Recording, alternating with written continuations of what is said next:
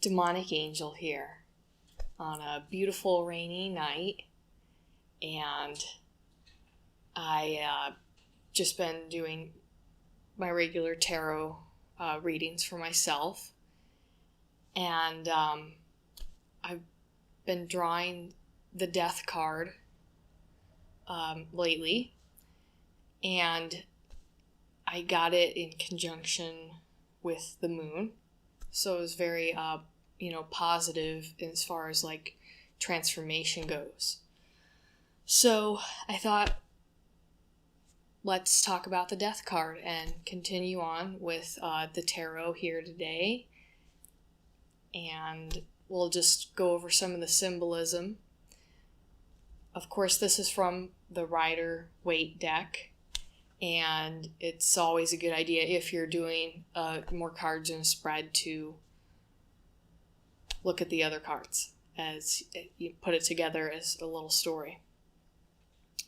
So the death card is the number 13, and 13 is basically the number of transformation and life and death.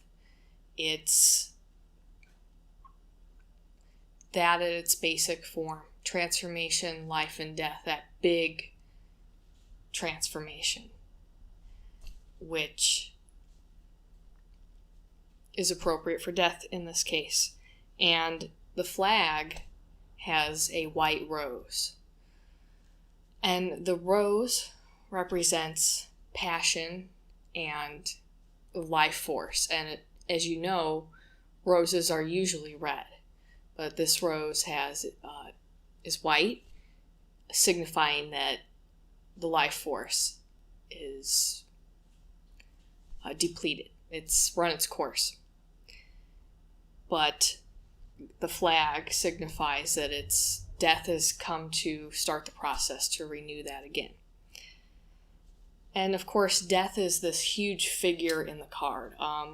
The other people and the other symbols in the card are really small. And that's because it's meant to be that way. You can't deny death. You can't look away or escape. It's going to apply to all of us. And so that's meant to be that way. And the skeletal figure definitely ties to the process of decay. And it doesn't matter what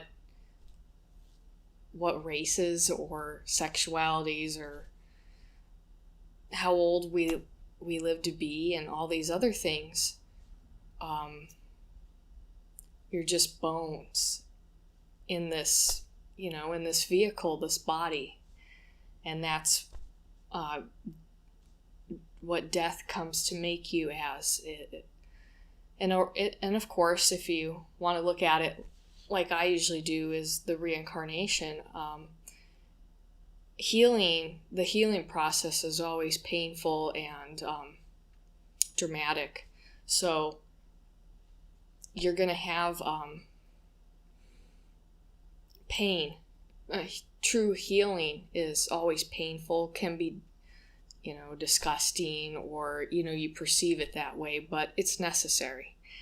And the figure of the rider is, in this case, a symbol of death as the angel of mercy. Death is not here to hurt you, to be evil or good. It is just natural. And when we, as spiritual beings, agree to this human experience, we also agree to die, to decay, and this is death coming to collect that. You've got to taste this experience of life, and your promise, whether you want to look at it that way or not, is that you promise to die as well, because life and death are the same process, the opposite ends of yin yang. The reason that his armor is black and white, and all the way from the horse to the flag it's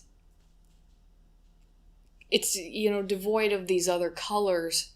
It's signifying again that death is not here to hurt you. It's not looking for vengeance or justice. It's not here to be necessarily on your side or any of these other emotional, passionate things.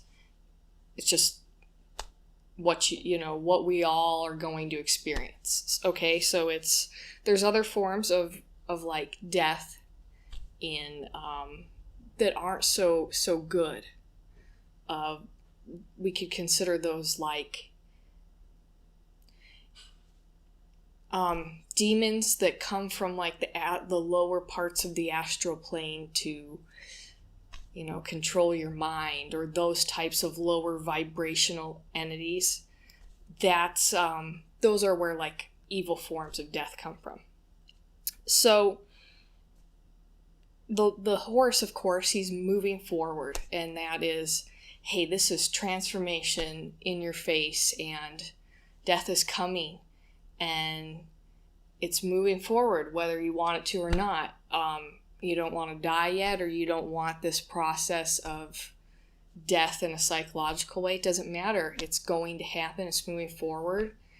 And it's not something you can control. Just like other cards like the moon and the tower, they really paint that picture of reminding us that we can't control everything. There's just this these factors, of course, that are natural, but they're not in our control no matter who we are. So let's talk about the people in the death card. We have the fallen emperor, and he's lost his crown, and he's already dead on the ground beneath death's feet. And when I look at that, I definitely think that this is somebody, or this is our psychological aspect that we think we can control. We think you're going to walk out of the house and say goodbye to your family, and you're going to come home, at the end of the day. It's just a for sure thing. It's a normal day. Well, you obviously most of the time are right, but that's not a guarantee. And once again, you're not in control. So you might not come home. And it's not, of course, we're not going to live every day on the edge so dramatically, but it is that reminder of, if you really want to take control of your life before death arrives, you make peace with people, and you don't have these lingering types of lower vibrational problems that really linger, because you're not in control of when you're going to die. Don't believe that you are.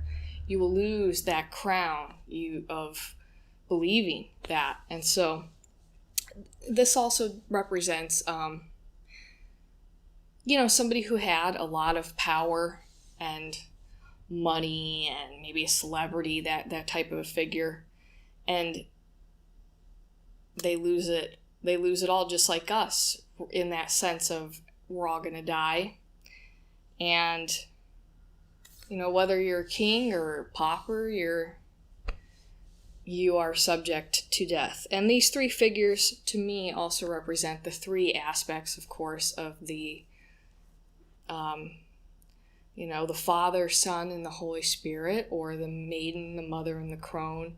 It's like, denial through the emperor, and embracing coming to terms with in the child,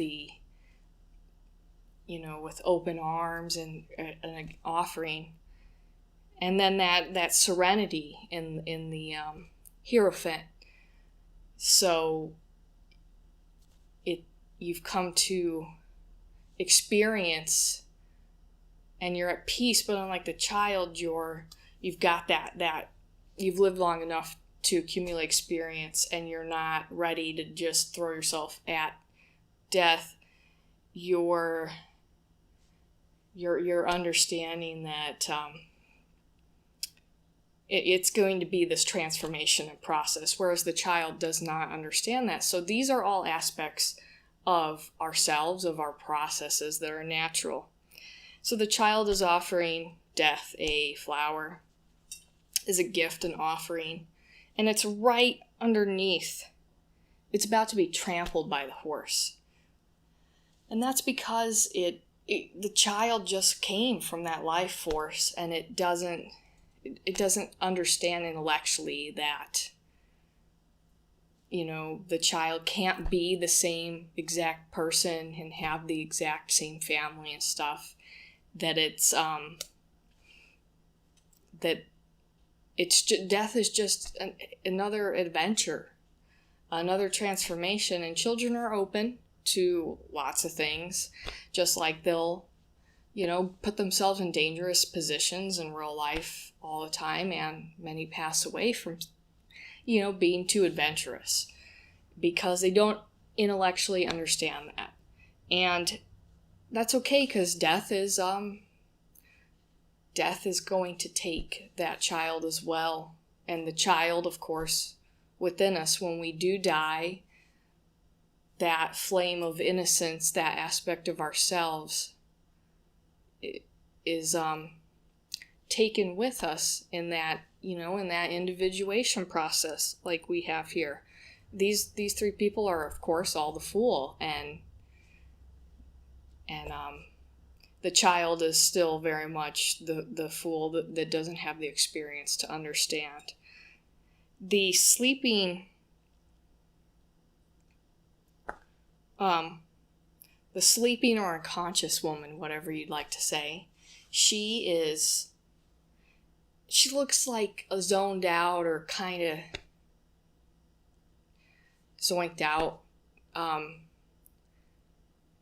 of course that really does make you understand that you can die in your sleep, or you can have, if you want to look at this other way, because obviously the death card isn't going to always represent physical death to you or a family member, but when we dream at night, or when we meditate or do drugs or these deliberate altered states of consciousness, and you have this revelation or this dream that really just makes you understand that you are going to have this revelation that will change you as you go forward. It is your transformation. So you're not going to be the same after you've had this dream or astral travel experience.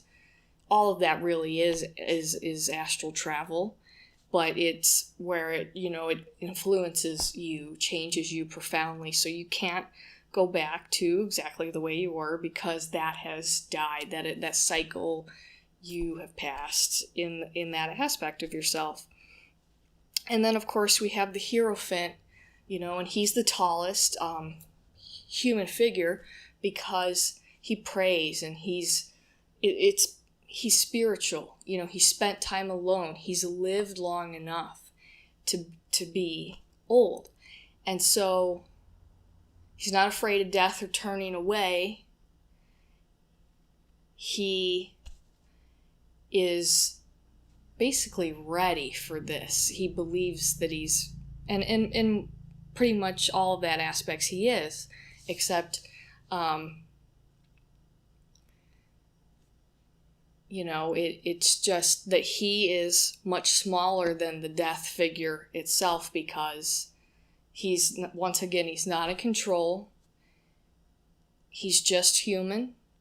And you know, this is another aspect of you that will pass. It does represent, you know, old age and maturity, spirituality, and understanding or coming to terms with, you know, change and transformation in a positive way. And then lastly, we'll just basically touch on the background here. So, you know, we got the ship, and it's out in the water. The water elements, of course, influenced by the moon and the tides of change and transformation that bring death. Of course, death is influenced by, you know, it influences us and is influenced by the water element the most strongly. And the ship, it kind of, this whole background really reminds me of the idea of like Valhalla a little bit, because you know, the ship is the journey. Now that death has happened, is transpiring, you're ready to go on a journey. Death is not just, okay, you're dead, and then, you know, or you're psychologically, you experience this change and that's it. Well, now it's a journey that you go through. And of course, in the background is the two pillars, which you see a lot with like the high priestess and the moon. It's like that gateway of influence, and the sun is shining, and it's small, it's in the background, but it's there. And that's because when death happens, you're not exactly the same person you are, but you're ready for a new horizon, literally. You're ready to be somebody new, that transformation. And of course, death is not going to solve, psychologically, it's not going to solve all your problems, but, you know, you can't be the same. So some people, they crash and they, you know, and that's the experience, of course, that you lose yourself in sadness and all the other addictions that are immediately gratifying, but just spiritually not helpful and demeaning to yourself. But most of the time when you transform, I should say, it's for the better. And in this sense, it's in the death card here, obviously upright, it's good. If you got it reversed, it would kind of reveal that aspect of this change of like a divorce, a death, a job loss, a sudden thing that just, event that happens to somebody. It just shatters them for a while, and they end up searching for themselves and finding themselves in not such a great way.